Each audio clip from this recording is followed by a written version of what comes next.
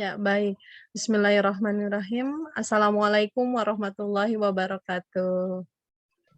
Waalaikumsalam Waalaikumsalam warahmatullahi warahmatullahi wabarakatuh. wabarakatuh. Sampurasun. Sampes Ibu. Ulang kayaknya masih belum semangat, masih yang menutup kamera. Kayaknya masih mengantuk. Yuk kita ulang yuk Sampurasun. Sampes. Langsung. Ya, yang masih kucek-kucek mata, yang belum cuci muka dulu ya. Karena walaupun di hari weekend ya, kita ada kuliah pengganti di hari Kamis lalu yang libur gitu ya. Kalau terlihat sih Bapak Rian sudah ada di sekolah ini ya, jadi nggak mungkin masih kucek-kucek mata ini ya. Dan Bapak Rian juga termasuk presenter hari ini. Oke. Alhamdulillahirabbil alamin wa bihi nasta'inu ala umuri dunya waddin wa sholatu wassalamu ala asrofil anbiya'i wal mursalin wa ala alihi wa sahbihi ajmain amma ba'du rabbi shrahli sadri wa yassirli amri wahlul 'uqdatam min lisani yafqahu qawli amma ba'du. Alhamdulillah hari ini kita bisa bertatap maya kembali ya di pertemuan ke-11. Artinya 3 minggu ke depan teman-teman akan kuliah. Mudah-mudahan Bunda Aas bisa membersamai. Kalau minggu depan belum, teman-teman kuliah secara mandiri saja karena hari ini Bunda Aas baru sampai di Indonesia, baru pulang umroh.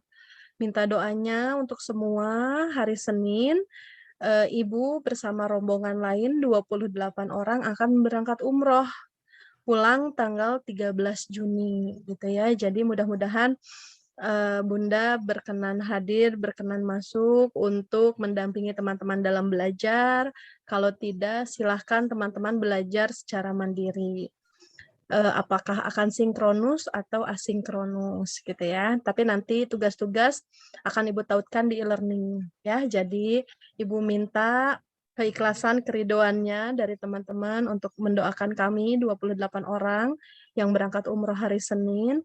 Dan kalau ada masalah-masalah terkait lupa absen, belum lupa upload tugas, itu mah nanti diselesaikan di belakang layar saja ya.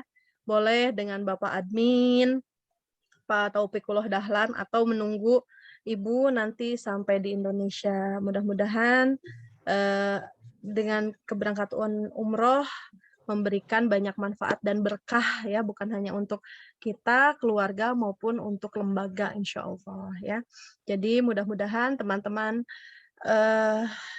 ya sambil woro-woro yang dibimbing skripsinya oleh Bu Devi, mohon maaf selama 3 minggu kurang lebih mendatang, lebih tepatnya 13 hari ya kurang lebih, tidak bisa dibimbing terlebih dahulu, silahkan bimbingan ke pembimbing 1 gitu. Oke teman-teman, hari ini kita akan kuliah yang berjudul manajemen stres dan waktu. Kenapa sih kok ini penting banget? Penting banget buat guru mah. Kenapa? Bukan hanya guru gitu ya. Kita selaku makhluk sosial, kita selaku makhluk yang selalu hidup dengan masalah, pasti jika tidak bisa menyelesaikan masalah itu, maka akan mengalami stres. Nah, di bab ini kita akan memanajemen stres tersebut ya. Bagaimana ada kalanya gitu ya, terlihat di gambar sambil megang kepala, sambil ada yang seperti angin puting beliungnya di atas kepalanya, bagaimana kita memanajemen itu agar seorang guru mampu tampil profesional di dalam kelas tanpa memikirkan hutang piutang, galau diputusin cinta gitu ya, tapi semuanya berlandaskan ikhlas dan kasih sayang gitu. Baik, untuk kelompok 6, Ibu akan mempersilahkan kepada moderator dari kelompok 7 untuk memandu kegiatan presentasi untuk kelompok 6. Silahkan Yasmin. Assalamualaikum warahmatullahi wabarakatuh. Waalaikumsalam warahmatullahi wabarakatuh. Jadi teman-teman semua yang saya cintai, tak lupa dengan Ibu yang saya hormati, Ibu Depi Rahmiati. Pertama-tama marilah kita panjatkan puji syukur pada Allah Subhanahu wa taala karena telah memberikan rahmat kesehatan dan keselamatan sehingga kita dapat berkumpul di Zoom hari ini. Adapun topik yang akan saya bahas ada manajemen stres dan waktu. Perkenalkan, nama saya Asmin Nurhaliza sebagai moderator dari kelompok 7 yang akan menjalankan diskusi kelompok 6 ini. Di kelompok 6 ini ada Arum, di kelompok ini ada Arum Damayanti, ada Rata Bila Bagi, ada Cica Yulia Putri, Darian Septian, dan Putri Hasna Salsabila. Ya, baik, sesi sekarang akan dilanjut saja ke sesi penyampaian materi. Yang pertama, ada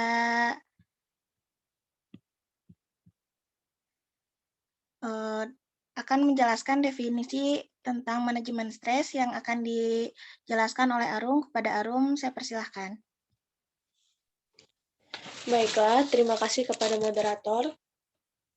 Di sini saya akan menjelaskan tentang definisi manajemen stres. Stres berasal dari kata stranger yang artinya suatu kondisi di mana sistem organ atau jaringan yang ada dalam tubuh kita berhenti sejenak. Hal ini disebabkan oleh respon dari tubuh terhadap semua rangsangan yang berasal dari luar yang sifatnya dapat menekankan jiwa atau psikologi seseorang. Dampak yang dirasakan dengan adanya stres ini, yaitu memiliki perasaan tegang, merasa tertekan, dan cemas. Stres ini dapat berdampak secara negatif dan bisa mengganggu keseimbangan jiwa. Menurut Munandar, menyatakan bahwa manajemen stres merupakan cara untuk mencegah timbulnya stres. Tujuan dari manajemen stres ini adalah untuk mencegah berkembangnya stres yang dialami seseorang dalam jangka pendek menjadi stres jangka panjang atau yang biasa disebut dengan stres kronis. Maka dari itu, manajemen stres merupakan kemampuan seseorang dalam menggunakan sumber daya yang tersedia secara efektif guna mengatasi berbagai kekacauan yang ada dan juga gangguan mental serta emosional dalam diri. Tujuan dari manajemen stres tersebut adalah memperbaiki kualitas hidup dari individu yang bersangkutan. Manajemen stres juga merupakan cara bagaimana kita melakukan suatu tindakan dengan melibatkan aktivitas berpikir, emosi, rencana atau jadwal pelaksanaan, dan cara penyelesaian masalah. Manajemen stres diawali dengan mengidentifikasi sumber-sumber stres yang terjadi dalam kehidupan. Langkah ini tidaklah semudah yang kita bayangkan. Terkadang sumber stres yang terjadi atau yang kita hadapi sifatnya tidak jelas dan tanpa disadari. Kita tidak memperdulikan stres itu sebagai langkah untuk meminimalisir beban pikiran, perasaan, dan perilaku. Misalnya saja, kita sepaham bahwa pekerjaan yang dikerjakan secara deadline selalu menimbulkan ketidaknyamanan. Namun, karena kita tidak peduli dengan efeknya, kita menjadi terbiasa untuk selalu mengerjakannya. Mungkin itu saja yang dapat saya sampaikan. Saya kembalikan ke moderator. Ya, baik. Terima kasih kepada Arum. Materi selanjutnya akan dibacakan oleh Cica. Ya, terima kasih kepada moderator. Di sini saya akan menjelaskan mengenai model-model stres. Jadi, model stres itu ada banyak macamnya. Salah satunya mungkin dari faktor lingkungan, yaitu ketidakpastian ekonomi, ketidakpastian politik, sama ketidakpastian teknologi. Lalu di sini ada dari faktor individu, persoalan keluarga, persoalan ekonomi, dan kepribadian. Kemudian ada perbedaan dari individu, bisa dari persepsi, pengalaman kerja, dukungan sosial, keyakinan pada fokus kontrol, keyakinan diri, dan permusuhan. Nah, ini tuh stres yang dialami bisa menimbulkan gejala fisiologis, sakit kepala, tekanan darah tinggi, sakit jantung. Lalu ada dari gejala psikologisnya, kecemasan, depresi, menurunnya tingkat kepuasan kerja. Lalu ada gejala perilaku, produktivitas, kemangkiran, dan perputaran karyawan. Selanjutnya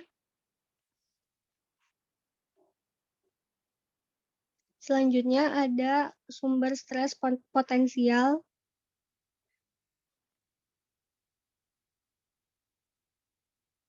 Bapak Rian, next selanjutnya.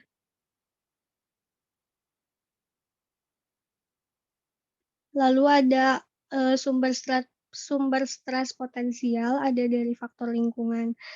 Untuk dari faktor lingkungan ini ada 3 jenis, yaitu adanya ketidakpastian lingkungan, antara lain ketidakpastian dalam ekonomi, politik, dan juga teknologi. Lalu di sini ada dari faktor organisasi.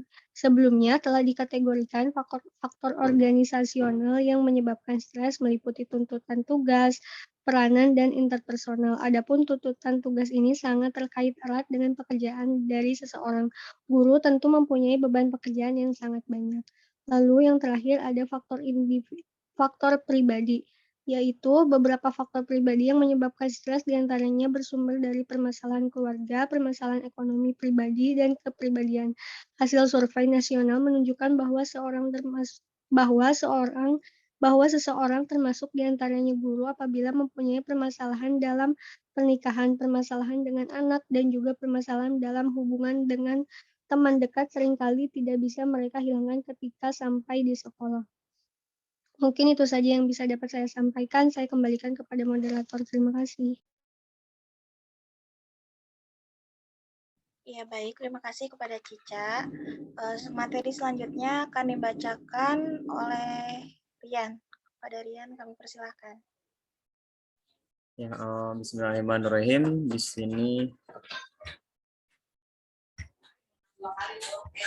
Di sini saya akan menjelaskan tentang upaya mengatasi stres. Yang pertama ada pola sehat. Pola sehat ini adalah pola hidup sehat gitu ya. Jadi diusahakan seseorang harus dapat memanajemen kesehatannya, kayak sering berolahraga, kemudian sering menceritakan permasalahannya terhadap keluarga ya, keluarga terdekat, sehingga tekanan dari sebuah pemikiran kita gitu ya, dari mental kita itu tetap bisa terjaga kayak gitu. Jadi setiap orang itu sebenarnya mempunyai pola yang berbeda-beda gitu ya dalam menghadapi stres. Nah, ini ketiga. Yang pertama itu ada pola sehat, pola harmonis, dan pola patologis. Seperti yang tadi saya sampaikan, pola sehat itu adalah pola kehidupan kita gitu ya. Dari kita itu harus dapat manajemen kesehatan kita sehingga tidak berdampak terhadap mental kita gitu ya. Pola sehat juga bisa juga seperti berrekreasi, itu termasuk dalam pola sehat kayak gitu. Itu upaya mengatasi stres. Kemudian ada pola harmonis.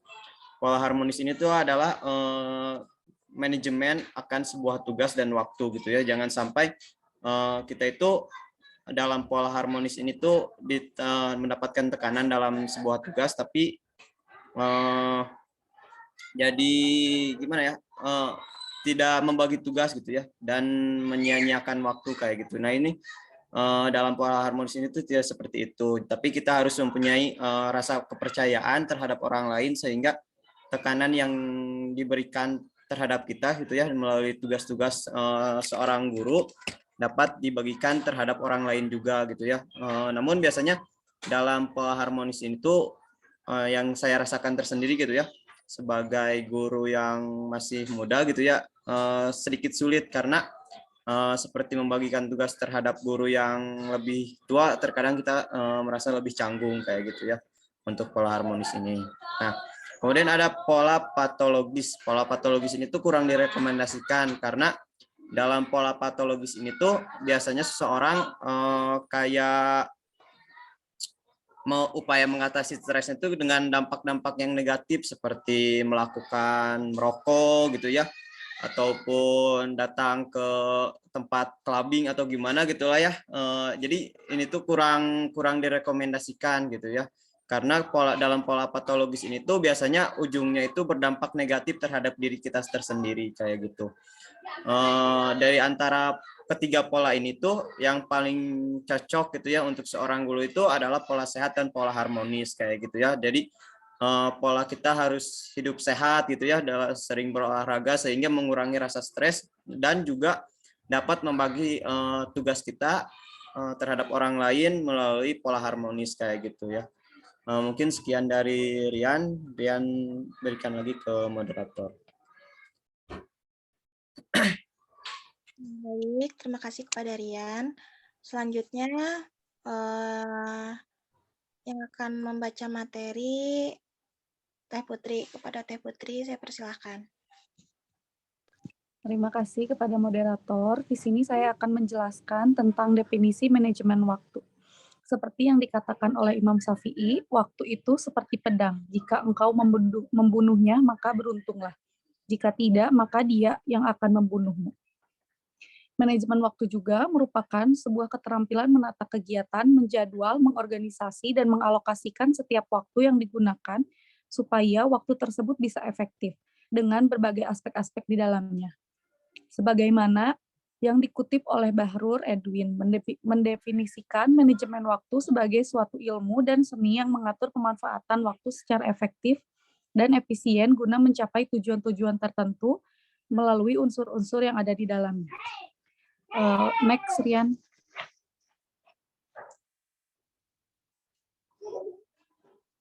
Selanjutnya ada aspek manajemen waktu. Yang pertama ada menetapkan tujuan. Menetapkan tujuan akan membantu individu untuk memfokuskan perhatian terhadap pekerjaan yang akan dilaksanakan atau dilakukan.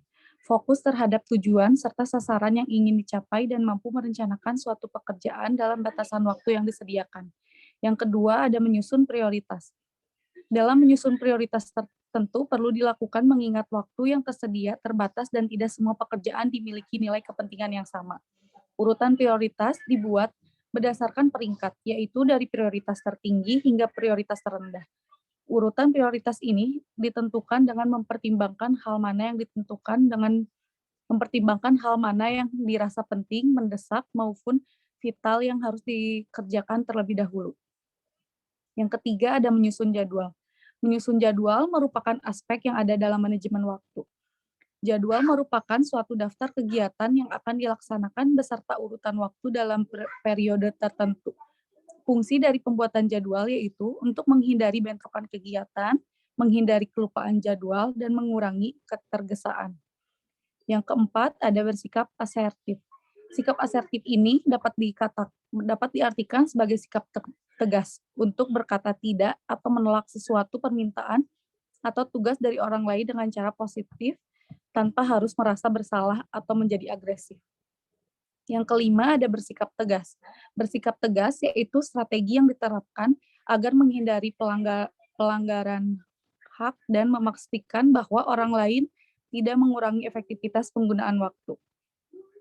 Yang ketujuh, menghindari penundaan. Penundaan adalah suatu penangguhan suatu hal sehingga terlambat dikerjakan. Penundaan dalam pelaksanaan tugas dapat menyebabkan ketidakberhasilan dalam menyelesaikan pekerjaan tepat waktu, sehingga merusak jadwal kegiatan yang telah disusun secara apik serta mengganggu tercapainya tujuan yang telah ditetapkan. Yang kedelapan ada menimbulkan waktu yang terbuang. Pemborosan terhadap waktu mencakup segala kegiatan yang menyita waktu dan kurang memberikan manfaat yang maksimal. Hal tersebut sering menjadi suatu penghalang bagi seseorang untuk mencapai keberhasilan karena sering membuat seseorang menunda melakukan kegiatan penting. Yang terakhir ada kontrol waktu. Berhubungan dengan perasaan dapat mengatur waktu dan pengontrolan terhadap hal-hal yang dapat mempengaruhi penggunaan waktu. Terima kasih, saya kembalikan kepada moderator. Baik, terima kasih kepada Teh Putri. Materi selanjutnya akan dijelaskan oleh Rata Bila Bagi. Kepada Rata Bila Bagi, saya persilakan. Baiklah, di sini saya akan mempresentasikan tentang faktor yang mempengaruhi manajemen waktu. Di sini ada menurut Rahardi. Menurut Rahardi menjelaskan beberapa faktor yang menentukan tercapainya proses manajemen waktu mahasiswa, antara lain sebagai berikut. Yang pertama, faktor dalam diri yang melakukan kesalahan. Faktor ini menjadi faktor yang paling utama setiap manusia belajar dari kesalahan hidupnya. Dengan manajemen, manusia meminimalisir kesalahan di masa lampau. Yang kedua, faktor pandangan hidup. Faktor ini mampu memacu motivasi mahasiswa seperti untuk apa bekerja setelah dengan pandangan hidup yang jelas, tergambar dalam benak sebuah masa depan. Kemudian, slide selanjutnya. Kemudian, menurut Sri Jati mengemukakan faktor-faktor yang dapat mempengaruhi manajemen waktu, yaitu yang pertama adanya target yang jelas. Dengan adanya target pencapaian, maka hidup akan lebih terarah dan waktu pun dapat diatur dengan sebaik-baiknya. Yang kedua, adanya prioritas kerja individu dapat menjalankan manajemen waktu dengan baik dan mencurahkan seluruh konsentrasi dan energinya untuk mencapai prioritas yang diinginkan. Kemudian yang ketiga, pendelegasian tugas. Pekerjaan yang dianggap tidak utama dilakukan pendelegasian kepada orang lain. Hal ini dapat meringankan pekerjaan, waktu yang ada dapat digunakan melaksanakan pekerjaan yang lebih berkualitas. Baiklah, sekian dari saya kembalikan kepada moderator.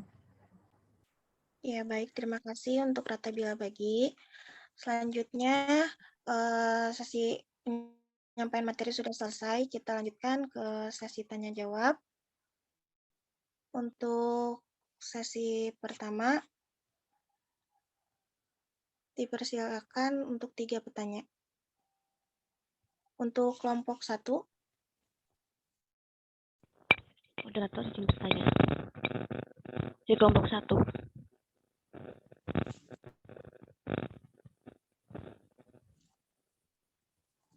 bagaimana Nisa?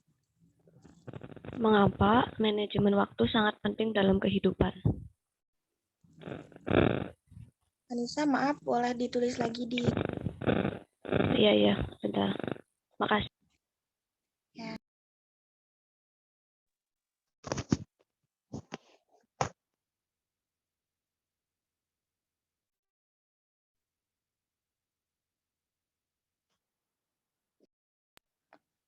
Selanjutnya untuk kelompok 2, ada yang mau ditanyakan?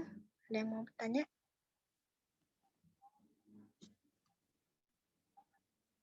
Kelompok 2 ada Nindi, ada Fatia, ada Risa, ada Najmi, ada Abdul Fajar. Assalamualaikum, moderator.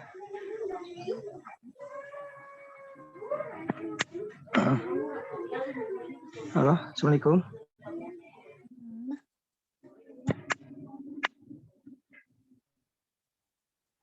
Mau bertanya apa? Oh. Saya perwakilan dari kelompok 2, izin bertanya. Nah, waktu itu kan sangat penting. Bahkan ada yang pepatah bilang, time is money, jadi waktu adalah uang. Dari yang dijelaskan oleh Putri Hasna di dalam manajemen waktu itu ada yang kedua itu yang kalau nggak salah menyusun skala prioritas. Nah, bagaimana cara kita menyusun skala prioritas kita? Terima kasih. Ya, moderator. kasih kepada Abdul Fajar yang telah bertanya. Pertanyaannya boleh ditulis kembali ya? Ya, siap, moderator. Ya, baik. Untuk kelompok 3, ada yang mau bertanya? Kelompok 3 ada Yuyun, ada Yeni, ada Sandy, ada Lilis, dan Sahdan. Yamin, izin bertanya. Ya, Mengapa begitu pentingnya manajemen stres kerja pada setiap individu? ya, baik. Terima kasih, Sandy. Ya. Mungkin untuk sesi pertama dicukupkan untuk 3 pertanyaan. Kepada yang sudah bertanya, ditunggu 10 menit untuk kelompok 6. Ibu moderator, apa mungkin kita tampung dulu semua pertanyaan gitu? Baru nanti sambil menantikan jawaban, kita menonton video, searching aja videonya tentang manajemen stres dan waktu. Oh iya, boleh. Baik, Bu. Jadi semua pertanyaan dulu ditampung? Iya. Ya, baik. Selanjutnya, kelompok 4 ada yang mau bertanya? Moderator, izin bertanya. Ya, boleh. Bismillahirrahmanirrahim. Saya Tasya, perwakilan dari kelompok 4, izin bertanya. Nah, pasti kan setiap manusia tuh memiliki masalah yang berbeda-beda. Nah, khususnya juga di lingkungan sekolah, yaitu guru. Guru juga kan pasti memiliki masalah yang berbeda-beda gitu ya. Udah mah di sekolahnya pasti ada masalah dengan menghadapi siswanya atau orang tua muridnya. Nah, permasalahan tersebut tuh di luar profesinya. Nah, yang mengakibatkan stres dan berdampak pada kualitas pembelajaran yang kurang maksimal. Nah, itu juga terjadi dalam kurun waktu yang lama. Nah, pertanyaannya, bagaimana cara kita menyikapi permasalahan tersebut? Udah, terima kasih. Sama-sama.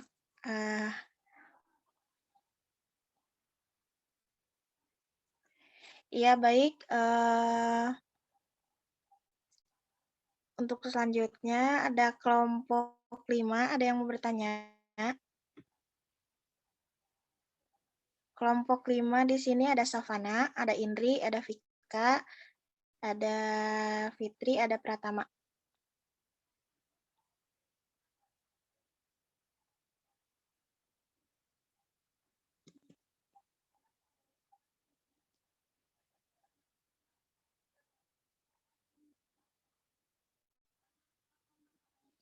Selain kelompok 5, kelompok 7 dan 8 ada yang mau bertanya?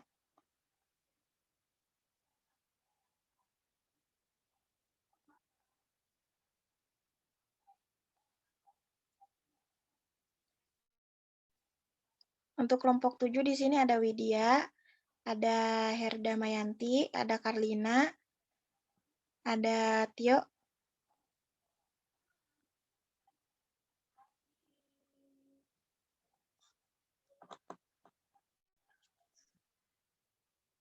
Untuk kelompok 8, ada yang mau ditanyakan?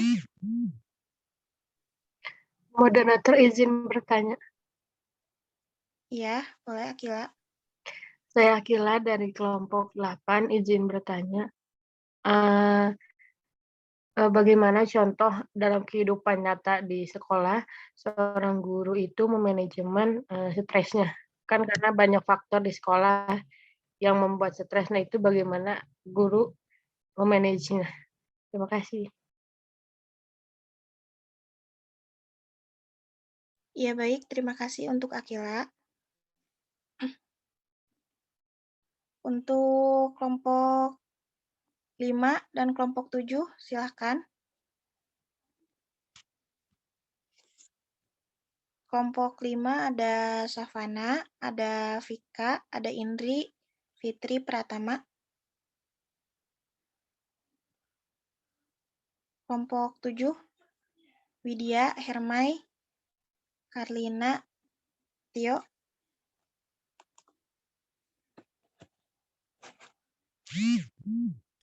Moderator izin bertanya. Ya, boleh. Saya Savana dari kelompok 5. Pertanyaannya, bagaimana jika guru tidak dapat memanajemen stresnya? Apa yang terjadi selanjutnya? Terima kasih. Ya, terima kasih untuk Savana. Satu lagi, kelompok 7, ada yang mau ditanyakan? Saya ingin bertanya, Ya, boleh Widya.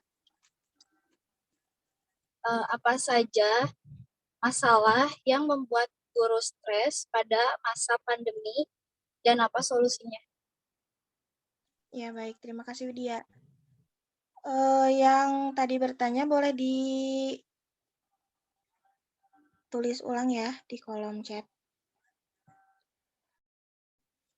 Baik, untuk semua yang sudah bertanya, izinkan dari kelompok 6 untuk menjawabnya, beri waktu 10-15 menit ya.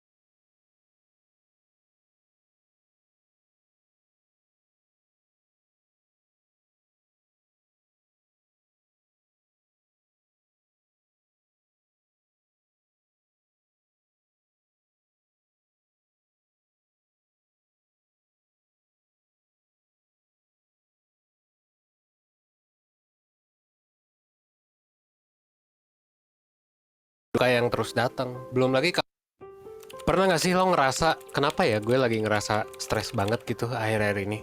Dari masalah mulai kayak kehidupan personal gitu ya, misalnya habis putus atau habis kena PHK, sampai dengan masalah yang di luar personal, kayak contohnya pandemi yang makin parah, atau berita duka yang terus datang. Belum lagi kalau misalnya hal-hal tadi ngebuat kita jadi makin overthinking, sampai akhirnya kita nggak bisa tidur, dan ya pusing aja gitu. Nah terus gimana sih caranya biar stres ini bisa kita atur gitu, dan kelola biar gak kebawa terus emosi negatifnya, dan biar kita bisa ngejalanin hidup. Entah itu bisa lebih santai, atau mungkin bisa bebas dari stres. Well, buat lo yang ngerasa kayak gitu, dan pengen juga kayak gitu, lo simak satu video sebelum tidur dari 1%, oke?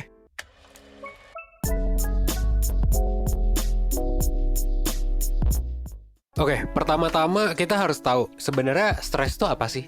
Stres itu adalah proses emosional ya, atau fisik yang muncul ketika seseorang itu nyesuaiin atau berhadapan sama hal-hal yang ngeganggu mereka. Dan sebenarnya kalau masalah ngeganggunya segimana, ya ngeganggu bisa kecil, bisa sampai orang itu nggak bisa ngelola secara sehat. Nah dari sini kita sebenarnya bisa simpulin, ketika kita ngomongin stres, ada dua hal yang perlu kita lihat. Pertama, sumber stresnya itu harus ada. Ya, itu apa sumber stresnya, dan yang kedua adalah gimana kita ngerespon si sumber stres ini.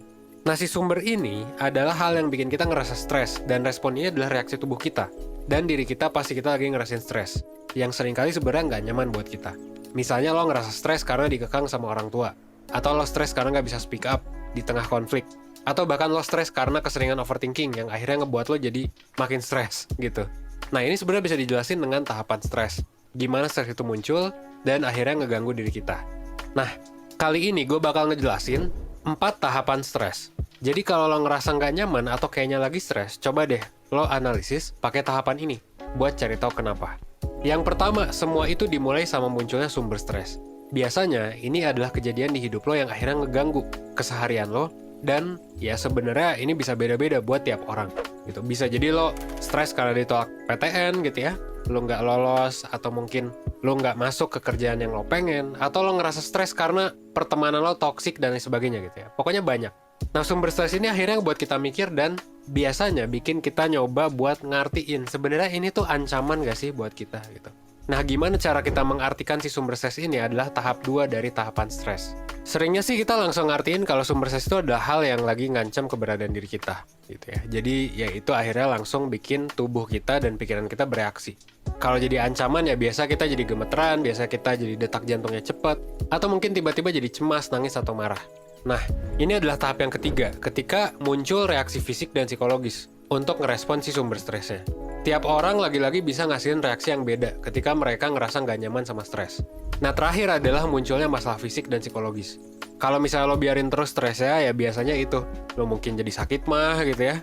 Lo mungkin nggak bisa tidur gara-gara overthinking, atau mungkin lo bisa jadi insomnia juga, atau lo ngerasa cemas gitu ya. Bahkan sampai migrain gitu. Bisa sampai ke gejala fisik yang tadi gue bilang, GERD, migrain, terus juga sakit mah, itu bisa naik asam lambung karena stres. Nah, terus pertanyaannya adalah gimana caranya kita bisa ngilangin si stres ini? Gitu. Well, basically, realitanya adalah sumber stres tuh bakal selalu ada. Kayak sesimpel hujan yang tiba-tiba datang. Jadi, sebenarnya ini adalah hal yang nggak bisa kita kontrol, dan stres pasti akan selalu ada.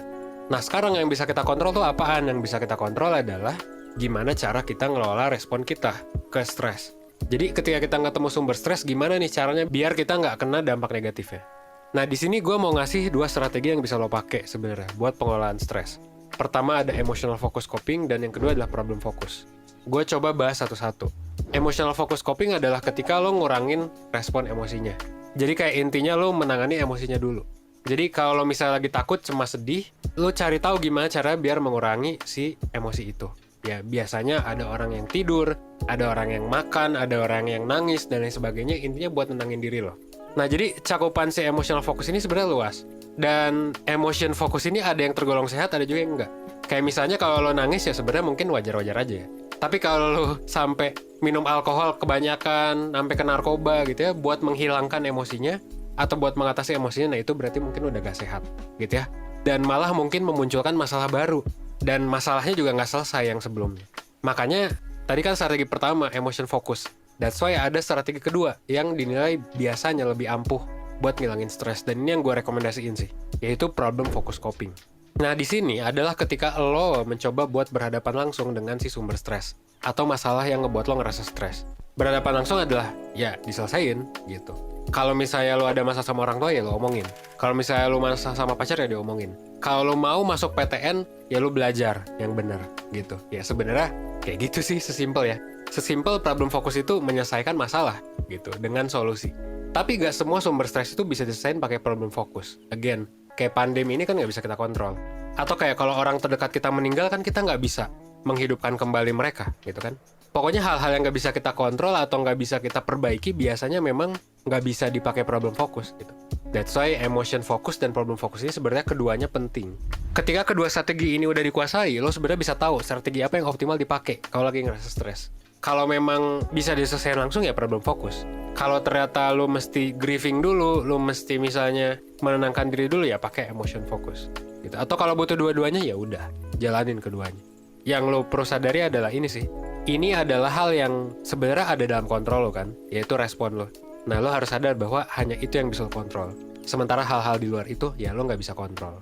Nah, kalau mungkin lo ngerasa masalah lo atau tekanan yang lo alami itu cukup ngeganggu keseharian lo, atau lo susah nentuin strategi yang mana yang mesti lo lakuin, atau lo ngerasa kayak stres banget jadinya nggak bisa mikir gitu ya, saran gue, lo coba deh layanan konsultasi bareng mentor 1% gitu. Kenapa? Karena ya mungkin lo butuh temen cerita, mungkin lo butuh solusi.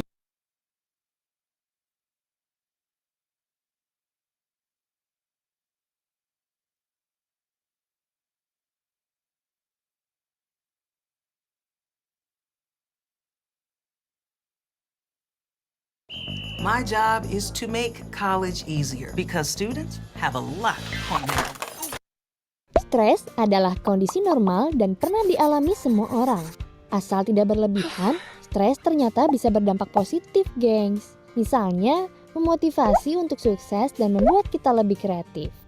Namun, stres berkepanjangan, terutama selama pandemi COVID-19 ini, justru berdampak buruk untuk fisik dan mental kita. Stres bisa menurunkan sistem imun sehingga kita jadi gampang sakit. Supaya tidak membawa dampak buruk bagi kesehatan, kita harus bisa mengelola stres dengan baik. Berikut ada beberapa tips mudah mengelola stres yang bisa geng sehat coba. Yang pertama, kenali gejala stres. Sakit kepala, berat badan naik, hingga tidak bisa tidur merupakan gejala stres. Mengenali tanda-tanda ini akan membantu kita untuk tahu kapan waktu yang tepat mengatasinya. Yang kedua, mencari pemicunya. Stres umumnya dipicu oleh kondisi lingkungan, misalnya khawatir yang berlebihan, terlalu banyak melihat sosial media atau berita, atau karena pekerjaan. Coba cek apa yang menjadi pemicu stres kamu dan kurangi secara bertahap. Yang ketiga, biasakan membuat jadwal. Hidup yang tidak teratur bisa membuat kita panik. Karenanya, coba seimbangkan waktu bekerja dan istirahat agar gengs lebih bisa mengontrol stres. Yang keempat, cari hobi yang menyenangkan. Menjalankan hobi akan membantu mengalihkan perhatian kita dari stres. Juga membuat rileks dan kembali bersemangat. Gengs bisa mencoba resep baru, membersihkan rumah, atau belajar alat musik-musik sebagai pilihan hobi. Yang kelima, olahraga teratur. Di dalam tubuh yang kuat terdapat jiwa yang sehat. Saat kita berolahraga, tubuh akan melepaskan hormon endorfin, suatu senyawa di otak yang membuat bahagia. Di masa seperti ini, gengs juga bisa berolahraga sambil melihat video di YouTube. Olahraga teratur juga membantu meningkatkan kualitas tidur loh. Yang keenam, latihan pernapasan. Melatih pernapasan bisa membantu menenangkan pikiran. Mulailah dengan mencari tempat yang tenang untuk duduk atau berbaring. Letakkan satu tangan di dada dan tangan lainnya di perut. Tarik napas perlahan, kemudian hembuskan. Lakukan selama 20 hingga 30 menit setiap hari, maka pikiran kita akan menjadi lebih tenang. Yang ketujuh, kurangi media sosial. Selalu up to date itu memang penting, namun kebanyakan menerima informasi juga bisa memicu stres. Ambil waktu sejenak, taruh smartphone kalian, dan lakukan kegiatan lain seperti membaca buku atau berolahraga. Yuk, mulailah belajar mengelola stres agar hidup menjadi lebih baik. Setiap orang memiliki cara mengelola stres yang berbeda-beda. Komen di bawah ya, cara mengelola stres yang paling efektif untuk geng sehat. Kita tunggu ya jawabannya.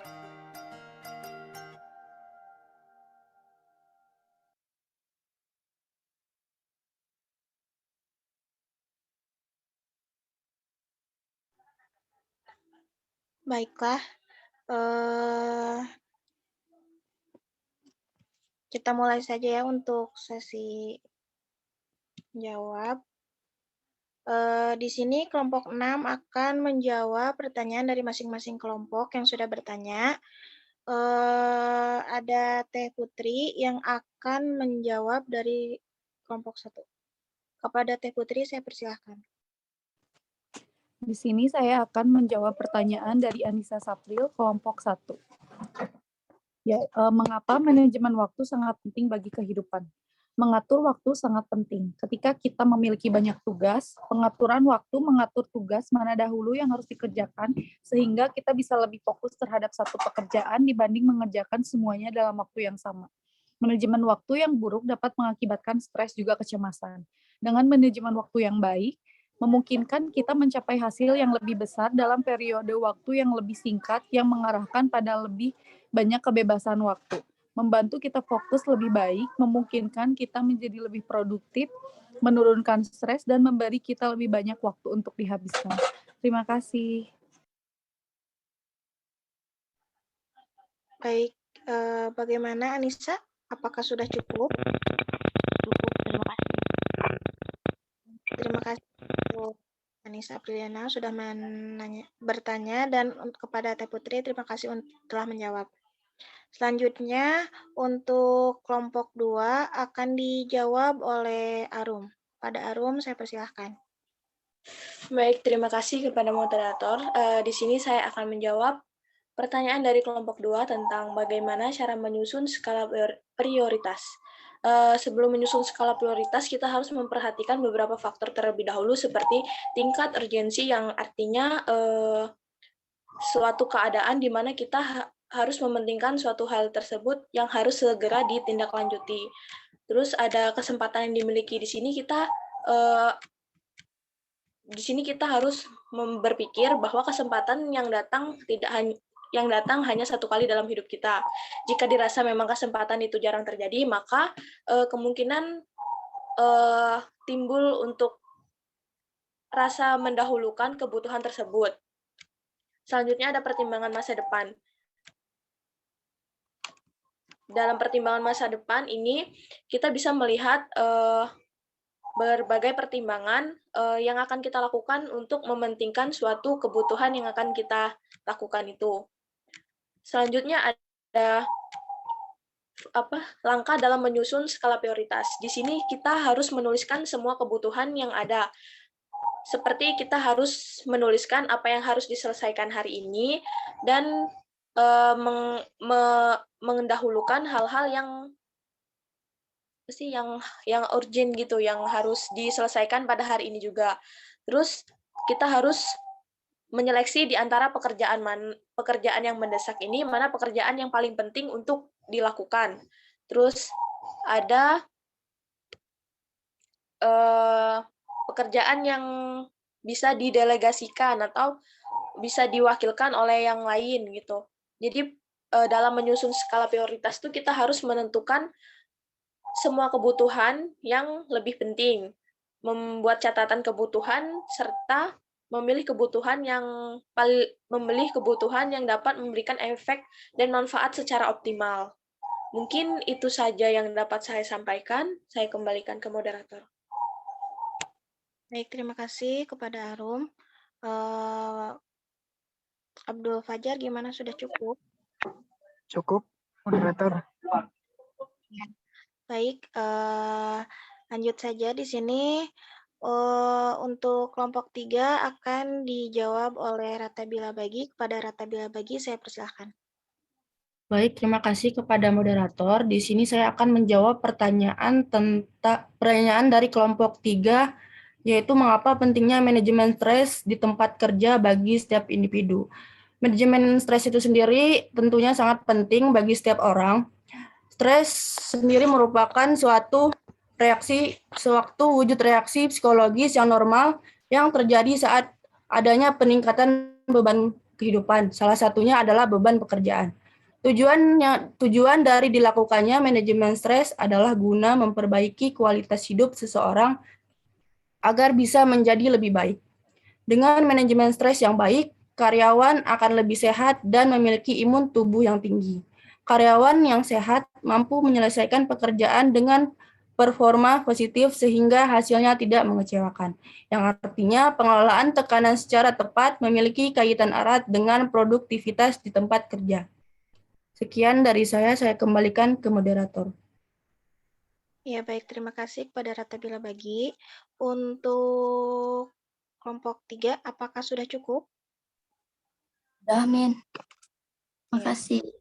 Ya, sama.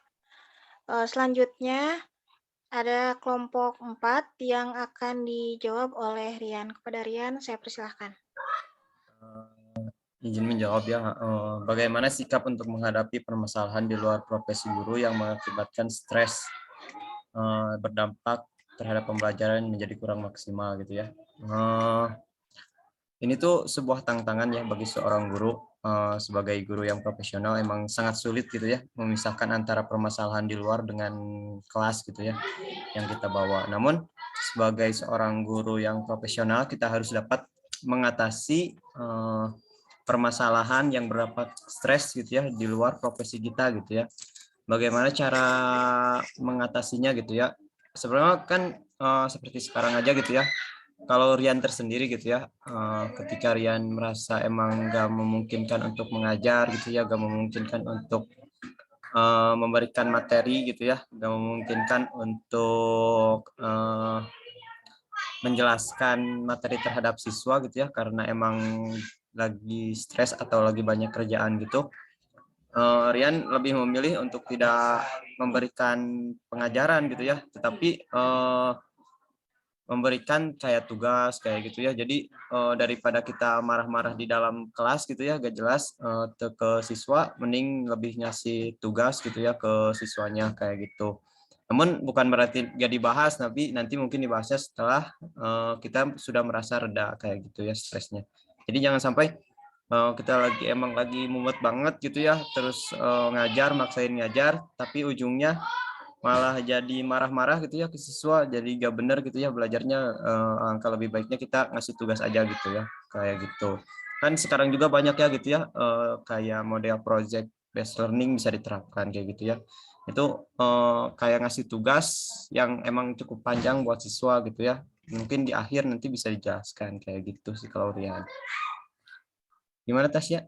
Cukup? Ya, cukup. Sudah. Makasih, Rian. Ya, terima kasih untuk Rian. Selanjutnya, pertanyaan dari kelompok 5 akan dijawab oleh Teh Putri. Kepada Teh Putri, saya persilahkan. Terima kasih. Di sini saya akan menjawab pertanyaan dari kelompok 5. Bagaimana jika guru tidak dapat manajemen stresnya? Maka dapat mempengaruhi hasil belajar siswa, baik secara langsung maupun tidak langsung. Hal ini dikarenakan materi pembelajaran tidak tersampaikan dengan baik, dan akan terjadi penurunan produktivitas kinerja. Contohnya, sering datang terlambat, tidak mampu menyelesaikan tanggung jawab yang diberikan, tidak bersemangat ketika mengajar di kelas, dan sebagainya. Terdapat 5 cara dalam manajemen stres yang baik. Pertama, melakukan pola hidup yang sehat seperti mengkonsumsi makanan sehat dan rutin berolahraga. Kedua, pahami hal-hal yang membuat diri sendiri nyaman ketika bekerja. Contohnya, saat diberikan tugas di luar kemampuan yang dimiliki dan hal tersebut membuat individu menjadi stres, maka minta bantuan dari rekan kerja atau atasan untuk membantu. Ketiga, melakukan refreshing ketika pikiran sudah mulai penat melakukan aktivitas kerja, seperti menonton, jalan-jalan, memasak masakan kesukaan, dan sebagainya. Keempat, berusaha melakukan introspeksi diri agar menjadi pribadi yang lebih baik lagi ke depannya. Kelima, pelajari teknik relaksasi untuk meredam stres yang dapat mengganggu kondisi fisik dan mental. Terima kasih. Bagaimana untuk kelompok 5, Savana? Apakah sudah cukup? Sudah cukup, terima kasih. Ya, terima kasih untuk Teh Putri sudah menjawab. Selanjutnya untuk pertanyaan dari kelompok 7 akan dijawab oleh Rian. Kepada Rian, saya persilahkan. Ya, izin menjawab mengenai apa masalah yang membuat guru stres pada saat pandemi dan apa solusinya. Sangat banyak sekali ya gitu ya yang membuat stres, kayak kurangnya pemahaman terhadap teknologi juga itu bisa membuat stres terhadap guru gitu ya, karena guru itu dipaksa benar-benar harus cepat sigap gitu ya terhadap perkembangan teknologi gitu ya di saat masa pandemi saat ini kayak gitu. Nah itu tuh berdampak stres ya terhadap guru, tekanan banget itu buat guru-guru yang emang kurang memahami akan teknologi gitu ya, kurang mengikuti teknologi itu memang cukup berdampak gitu ya. Dan solusinya apa? Ya solusinya kita harus belajar ya, fokus terhadap permasalahan ya. Kalau misalnya pengen bisa terhadap teknologi ya belajar terhadap teknologi gitu ya, bukannya malahnya marah-marah dipikirin atau gimana ya. Fokus terhadap permasalahan. Apa sih yang menjadi masalah di pemicu stres kita gitu ya. Ya kalau misalnya emang nggak bisa terhadap teknologi ya kita harus belajar. Kemudian kalau orang-orang ekstrovert gitu ya, guru-guru ekstrovert mungkin sangat berdampak sekali gitu ya saat pandemi kayak gini tuh, yang biasanya sering berkumpul terhadap anak-anak gitu ya, recharge-nya itu kayak pemulihan gitu ya. Nanti pemulihannya itu secara berkumpul dengan orang lain gitu ya, ngobrol sama orang lain, kan orang extrovert mah kayak gitu ya. Saat sekarang nggak bisa kayak gitu ya, mungkin akan sangat sulit gitu ya. Dan solusinya gimana ya? Solusinya kita harus sering-sering berinteraksi dengan keluarga kayak gitu mungkin.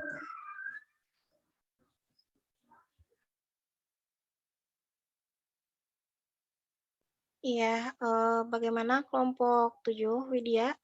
Apakah sudah cukup? Cukup, moderator. Terima kasih. Ya, terima kasih untuk Widya dan Rian. Kelompok selanjutnya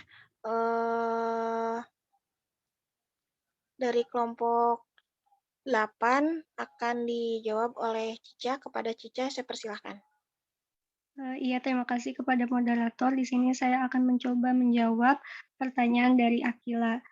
Jadi di sini tuh saya mau menjawab ada salah satu kasus dari saudara saya gitu ya, di mana beliau itu guru baru di sekolahnya itu, dan ada satu permasalahan, sebetulnya bukan satu permasalahan sih, jadi ada salah satu rekan kerjanya yang cukup terlihat sinis ketika dia baru pertama kali jadi seorang guru gitu ya. Dia tuh sinis karena mungkin guru barunya ini dia merasa bahwa semua orang tuh lebih memperhatikan si guru baru ini. Padahal sebetulnya guru baru ini tuh bukan mencari perhatian gitu. Memang pada saat itu tuh beliau masih butuh arahan, masih butuh apa ya, istilahnya masih butuh nasihat dari guru-guru yang ada di sekitar situ gitu. Tapi rekan kerjanya ini malah berpikiran negatif bahwa dia ini ternyata cari perhatian, dan sebagai bahan utama di sekolah itu dia tuh nggak suka gitu sebagai guru lama gitu. Tapi guru lama ini guru baru ini tidak terkecoh dengan itu. Dia tetap tetap fokus dengan tujuan utama dia, bahwa dia itu di situ melainkan bukan untuk bukan untuk hanya memikirkan si rekan kerja itu, tapi memang betul fokus gitu pada tujuannya, yaitu mengajar, bekerja, dan dia betul adanya keinginan untuk mencari skill-nya dia gitu. Jadi untuk memanage stresnya itu bagus gitu. Jadi kan kalau manusia itu akan menemukan apa yang ia cari gitu. Kalau misalnya memang ia berpikirannya baik, pasti yang akan menemukannya juga baik gitu. Dan alhamdulillah sekarang rekan kerja dan guru barunya ini saling support satu sama lain, gara-gara ya si guru baru ini tetap fokus pada tujuan yang akan ia capai gitu. Jadi selain itu juga bisa dengan cara mencari lingkungan yang baik gitu. Lingkungan yang baik itu sebetulnya memang sangat berpengaruh gitu, di mana kita harus mempunyai lingkungan yang baik dan bisa mensupport kita gitu. Kalau misalnya lingkungan kita yang pesimis gitu, lingkungan kita yang membawa kita negatif, kita juga akan kebawa seperti itu gitu. Mungkin itu Akila yang bisa saya jawab.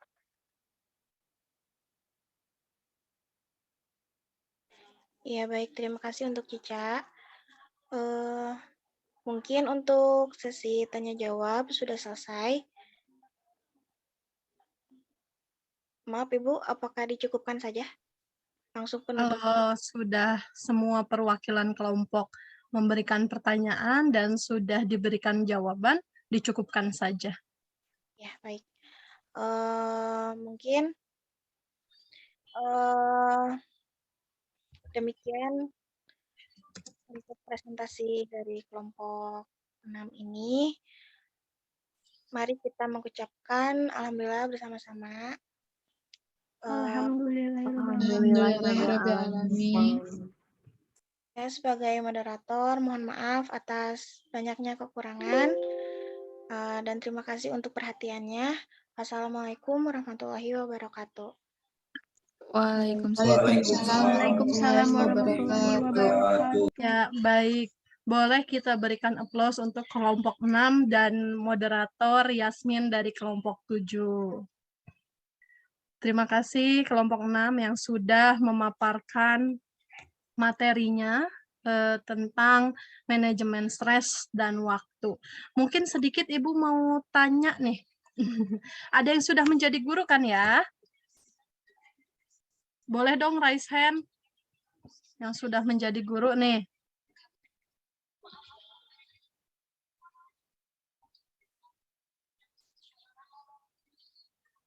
Silakan. Raise hand siapa yang sudah menjadi guru?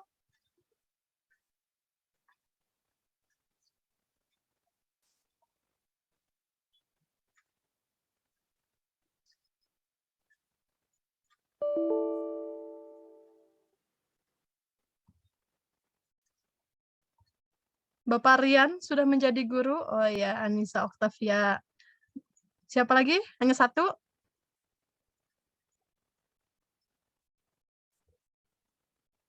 Oke.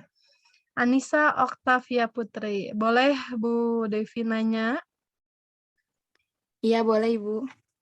Pernah nggak ketika menjadi guru merasakan stres?